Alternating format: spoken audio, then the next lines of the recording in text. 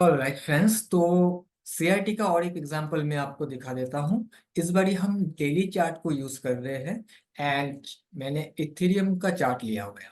Okay, सो यहाँ पर मैं आपको दिखा देता हूँ जो हमारा सीआरटी कैंडल है वो है ये वाला कैंडल। इसका हाई एंड लो को मैंने ड्रॉ कर लिया और इसमें आपको थोड़ा सा अलग फॉर्मेशन हुआ है, वो भी आपको समझ में आएगा कि उस टाइम पर आपको क्या करना है, क्योंकि यहाँ पर थोड़ा सा कंफ्यूजन क्रिएट किया गया है, कंफ्यूजन बना हुआ है। ओके, सो यहाँ पर इस वाले कैंडल को अगर हम देखें, इस वाले कैंडल के रेंज के अंदर ये फंस गया है एंड ये अभी ऊपर जाने की कोशिश कर रहा है, यानी कि लो को रिजेक्ट किया है तो अभी हाई की तरफ जाना चाहिए इसको। तो हम इसी कैंडल से ही स्टार्ट करेंगे। चलिए अभी हम 5 मिनट्स पर चलते हैं।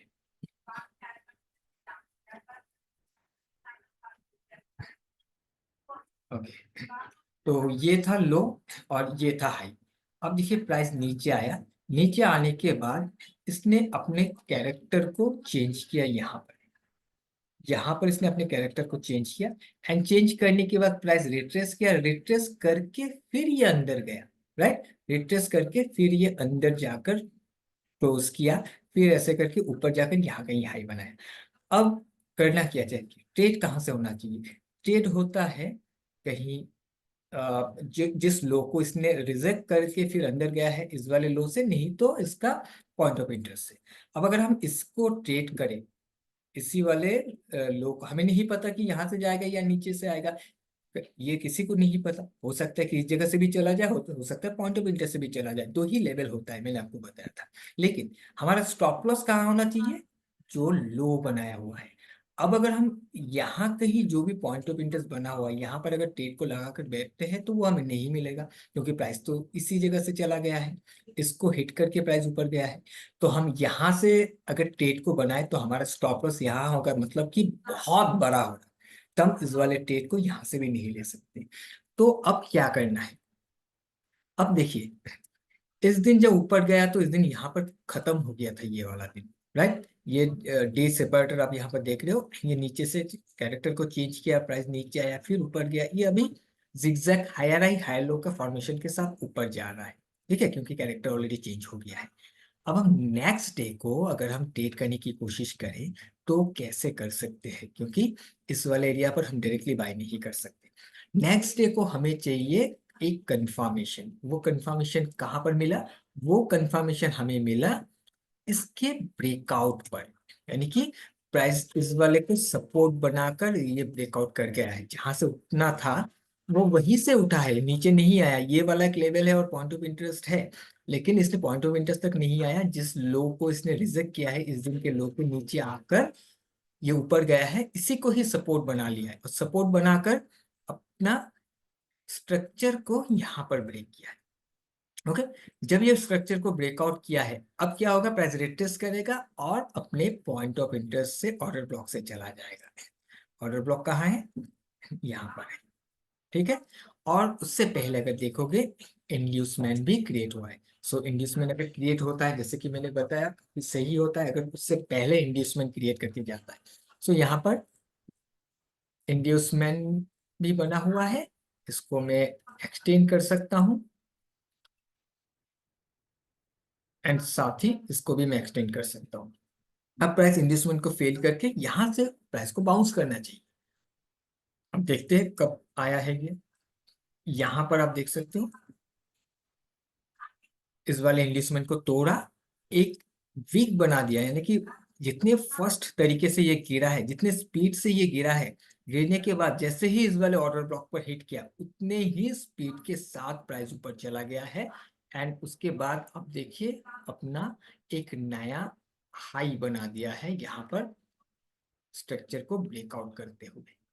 ओके, सो यहाँ पर फिर से एक नया ब्रेकअप स्ट्रक्चर हो गया है। प्राइस ने यहाँ पर ब्रेकअप स्ट्रक्चर किया, जिससे कि हमें ये समझ में आया कि इस वाले लो को इसने ऑलरेडी सपोर्ट बना लिया है। राइट, ये अभी नीचे आने का चांसेस कम है जब ये वाला ब्रेकआउट हुआ। तो अभी हमें इस वाले पॉइंट ऑफ इंटरेस्ट से ट्रेड हम कर सकते हैं। और यहाँ पर आते ही प्राइस देखिए, हो सकता है कि इतने ऊपर से जब आ रहा है ये कंफ्यूजन हो सकता है कि एग्जैक्टली इसको टच करके चला जाएगा या फिर नीचे भी आ सकता है। उस कंडीशन में आप कंफर्मेशन का वेट कर सकते हो कि इसको हिट करने के बाद मुझे कंफर्म करे, तब जाकर हम ट्रेड को बनाए। हम इस वाले एग्जाम्पल में देखेंगे तो ये तो एक वीक बनाकर चला गया, कोई कंफर्मेशन ही नहीं था, हो सकता है उस केस में आपका एंट्री छूट जाए, राइट? क्यों? लेकिन हर बार ऐसा नहीं होगा कि प्राइस ऐसा ही स्पीड से आएगा, स्पीड से चला जाएगा।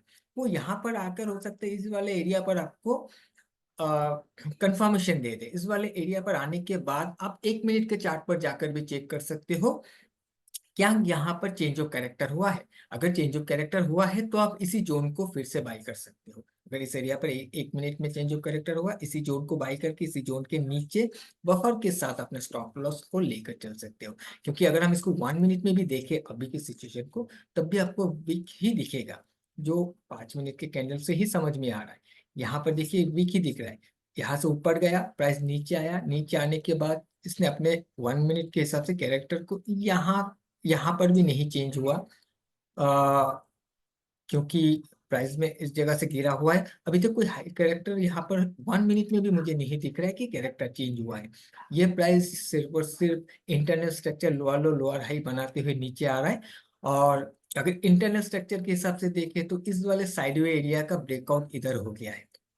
जब इधर ब्रेकआउट हो गया है, अभी हमारे लिए स्टॉप लॉस यही प्लेस करना पड़ेगा अगर हम यहाँ पर भी कोई ट्रेड लेते हैं तो। यहाँ कहीं ट्रेड लेंगे तो ये रिस्क हो जाएगा, राइट?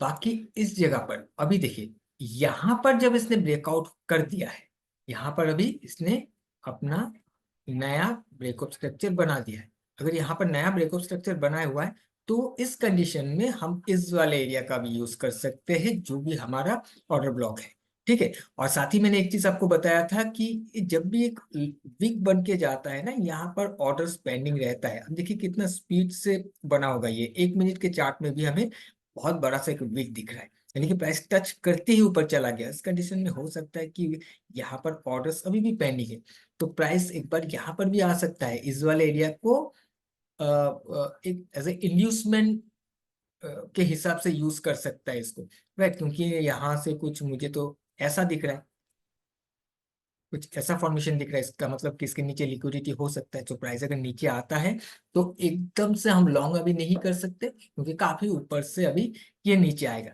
ये फेल करके यहाँ पर आकर अगर हमें स्ट्रक्चर बना कर देता है तो हम फिर लॉन्ग कर सकते हैं, ठीक है। बट मुझे आपको ये दिखाना था कि पहला तो जो भी पॉइंट ऑफ इंटरेस्ट है ऑर्डर ब्लॉक जो है उसका क्या इंपॉर्टेंस है, ये कैसा काम करता है, कितना स्ट्रांग बनता है। दूसरा कि अगर प्राइस काफी नीचे से, अभी जैसे कि इस बार अभी नीचे से गया है, चेंज ऑफ कैरेक्टर नीचे ही हुआ है, हम चेंज ऑफ कैरेक्टर नीचे हुआ तो एकदम से ट्रेड नहीं कर सकते, क्योंकि ये रेजिस्टेंस बन सकता है।